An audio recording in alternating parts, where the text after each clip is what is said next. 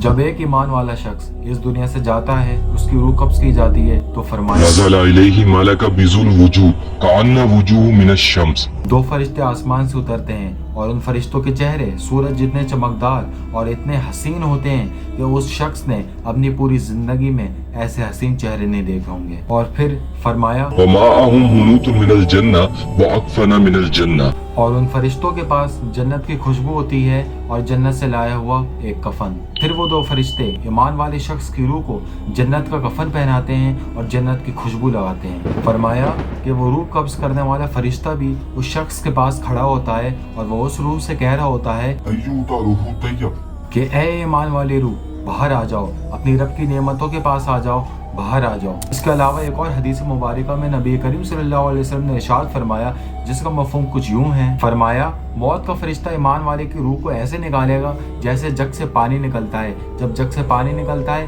तो आराम से निकल जाता है, ऐसी मौत का फरिश्ता ईमान वाले की रूह को निकालेगा और उसको जर्रा भर भी तकलीफ नहीं होगी। तो जब मौत का फरिश्ता उस पाक रूह को निकालेगा तो वो दो आए हुए फरिश्ते उस रूह को जन्नत का कफन पहनाएंगे, जन्नत की खुशबू लगाएंगे और उस रूह को अपने साथ आसमानों में ले जाएंगे। और फिर तो वो जैसे ही आसमानों को पार करते जाएंगे और फरिश्तों से मिलते जाएंगे, वो फरिश्ते उनसे कहेंगे वलहाज़ा रूहु तय्यब। ये किसकी पाक रूह है। फिर वो दो फरिश्ते बताएंगे कि ये फला इब्ने फला की रूह है।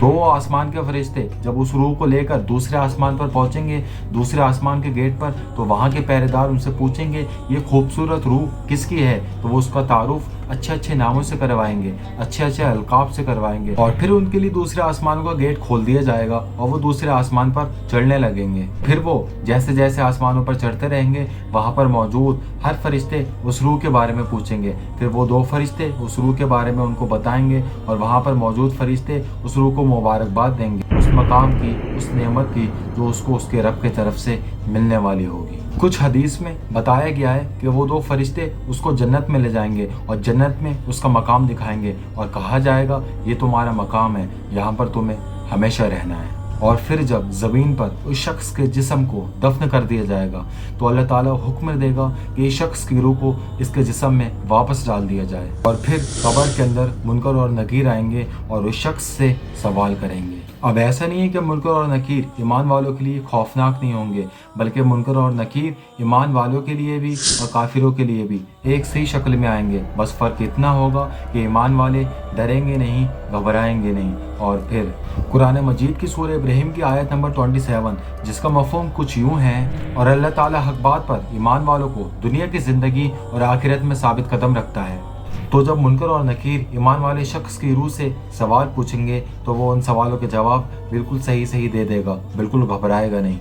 और फिर उस शख्स से कहा जाएगा कि अपनी बाईं तरफ देखो, और वो जब बाईं तरफ देखेगा तो वहाँ पर जहन्नुम की आग होगी। मुनकर और नकीर उससे कहेंगे अगर तुम इस दुनिया में अल्लाह की मानकर नहीं चलते तो तुम्हारा मकाम यही होता। उससे कहा जाएगा कि अपनी दाईं तरफ देखो, और वो जब दाईं तरफ देखेगा तो वहाँ पर जन्नत की खिड़की खोल दी जाएगी और उससे कहा जाएगा अब यही तुम्हारा मकाम है। तो अब जब उसकी कब्र में जन्नत के दरवाजे या खिड़की को खोल दिया जाएगा तो उसकी कब्र भी जन्नत के बागों में से एक बाग बन जाएगी। तो उस ईमान वाले की कब्र में एक शख्स दाखिल होगा और वो इतना खूबसूरत, इतना हसीन होगा कि उस ईमान वाले ने अपनी पूरी जिंदगी में इतना खूबसूरत, इतना हसीन शख्स कभी नहीं देखा होगा।